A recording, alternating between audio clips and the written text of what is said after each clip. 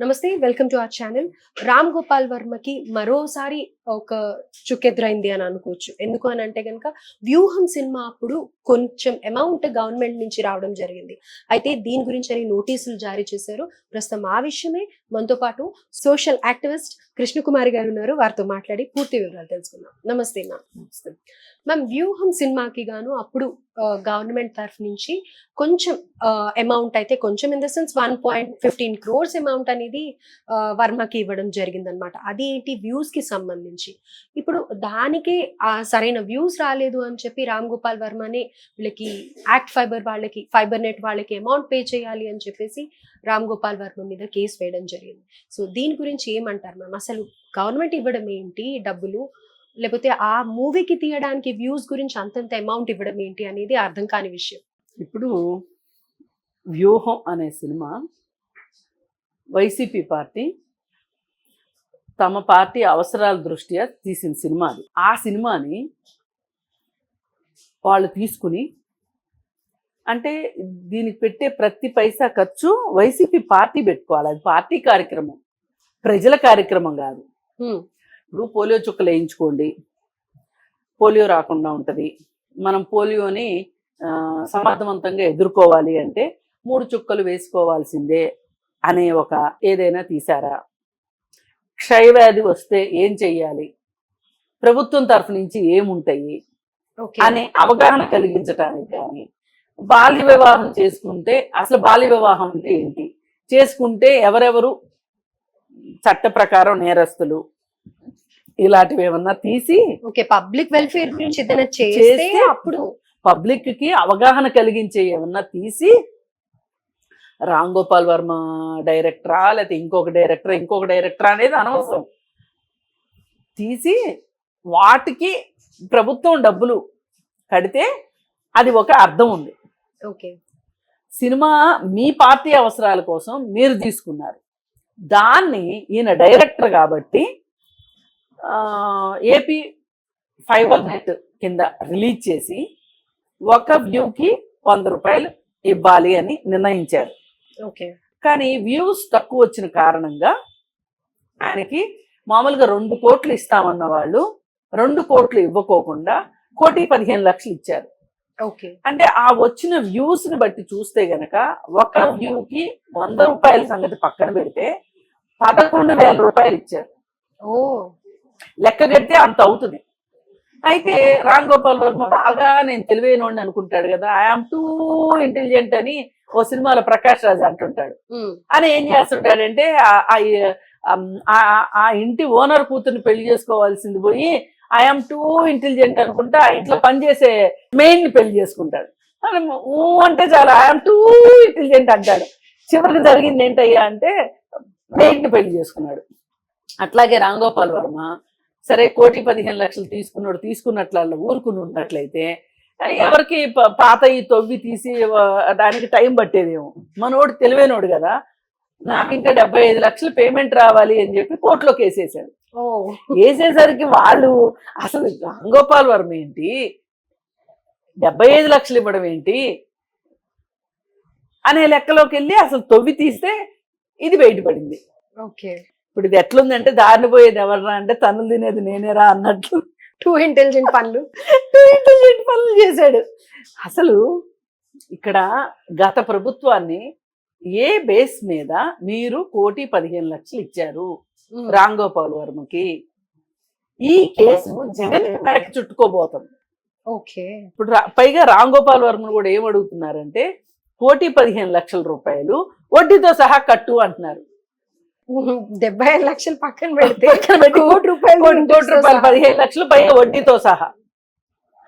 అందుకని ఏంటంటే ప్రభుత్వాలు ఒకసారి తమకు అధికారం ఉందని కానీ, లేకపోతే మనం పవర్లో మనం ఏం చేసినా నడిచిపోద్దని కానీ చేసుకుంటే ఇలాంటివే ఎదుర్కోవాల్సి వస్తుంది. ఇలాంటివే ఎదురవుతాయి. అసలు మీకు ఇంత అశ్రిత పక్షపాతం దేనికి? ఇప్పుడు జనాల డబ్బులు మీకు అంత దూడలు కాసినాయా? ప్రజల డబ్బు ప్రజలకు కదా వాడాలి. మీరు అసలు మీ వ్యూహం సినిమా మొత్తం చంద్రబాబు నాయుడిని తిట్టేదానికి ఉన్నది. చంద్రబాబు నాయుడు యొక్క కుళ్ళు కుతంత్రం ఏంటి, ఆయన చేసిన పనులు ఏంటి? ఇప్పుడు వ్యూహం సినిమా తీసింది తమ ఎన్నికల వ్యూహంలో భాగంగా వైసీపీ పార్టీ జగన్మోహన్ రెడ్డిని పైకెత్తుతూ పవన్ కళ్యాణ్ని అలాగే చంద్రబాబు నాయుడుని వాళ్ళ పాత్రని దిగజారుస్తూ తీసే ఉద్దేశంతో తీశారు. దానిలో దత్తపుత్రుడు అని పవన్ కళ్యాణ్ని వెక్కిరించటం, అలాగే జగన్మోహన్ రెడ్డి సింహం సింగిల్గా వస్తే అని వాళ్ళు హైప్ ఇచ్చుకుని ఎదురు వాళ్ళని కించపరిచేటట్లుగా తీసిన సినిమా.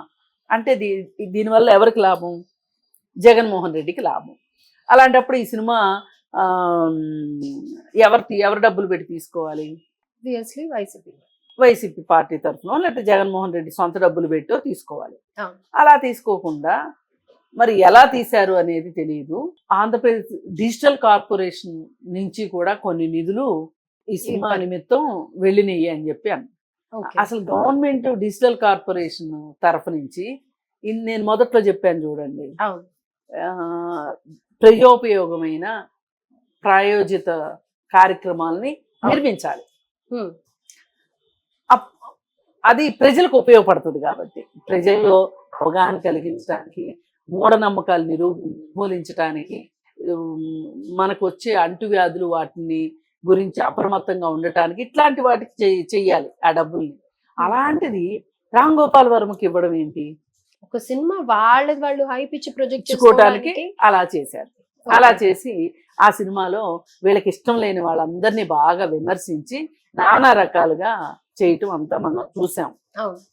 మరి ఈ సినిమాకి సంబంధించి ఫైబర్ నెట్ ద్వారా రిలీజ్ చేయడం ఏంటి? అయినా వ్యూస్ కి అంత ఒక్క వ్యూకి 11,000 అంటే ఇక మీరు ఆలోచించండి అసలు. అంటే ఇక మనోడు జనాల డబ్బులే కదా, ఏముందిలే అన్నట్లు. ఏది ఏమైనా ఇది జగన్మోహన్ రెడ్డి యొక్క అధికార దాహానికి ఇది ఒక ఎగ్జాంపుల్. నిర్లక్ష్యం అని కూడా చెప్పుకోవచ్చు. నిర్లక్ష్యం ఎలాగూ ఉంది, అధికార దాహం. మళ్ళీ నేనే సీఎం అవ్వాలి. ఇప్పుడు చంద్రబాబు నాయుడిని ఎంత తిడితే, చంద్రబాబు నాయుడికి అనుకూలంగా ఉన్న పవన్ కళ్యాణ్ని ఎంత తిడితే, అసలు వాళ్ళిద్దరూ కలిసి పోటీ చేయకూడదు అనేదే జగన్మోహన్ రెడ్డి వాళ్ళ లక్ష్యం. ఆ సినిమా తీసిందే అందుకు. వీళ్ళని ఎంత నెగటివిటీ చేస్తే అంత ఎలక్షన్స్ అప్పుడు యూస్ఫుల్ అవుతుంది, యూజ్ అవుతుంది అని చెప్పి ఇంత కుట్ర చేసి అది తీసి మళ్ళీ ఆ డబ్బులు మళ్ళీ జనాన్ని ఎత్తినే వేయడము అనేది అసలు ఈ లెక్కను చూస్తే 5 సంవత్సరాల కాలంలో అసలు వీళ్ళ స్కాములు స్కీములు బయటి తీయటానికే అసలు ఈ 5 ఏళ్ళు సరిపోవేమో. ఓకే, అలా ఉంది. ఏది చూసినా స్కాము స్కీము.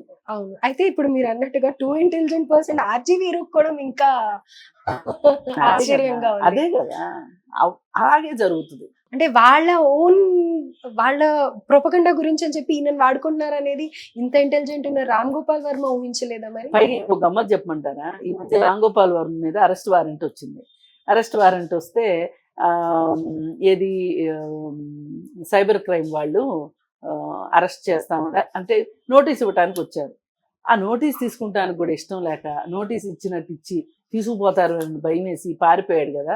ఆ సందర్భంలో జగన్మోహన్ రెడ్డిని అడిగితే జగన్మోహన్ రెడ్డి ఇచ్చిన స్టేట్మెంట్ ఏంటి అంటే, ఆ బ్లూ ఫిల్మ్లు తీసుకునే రామ్ గోపాల్ వర్మతో నాకేం సంబంధం అన్నాడు. అయిపోయింది మొత్తం పర్వం.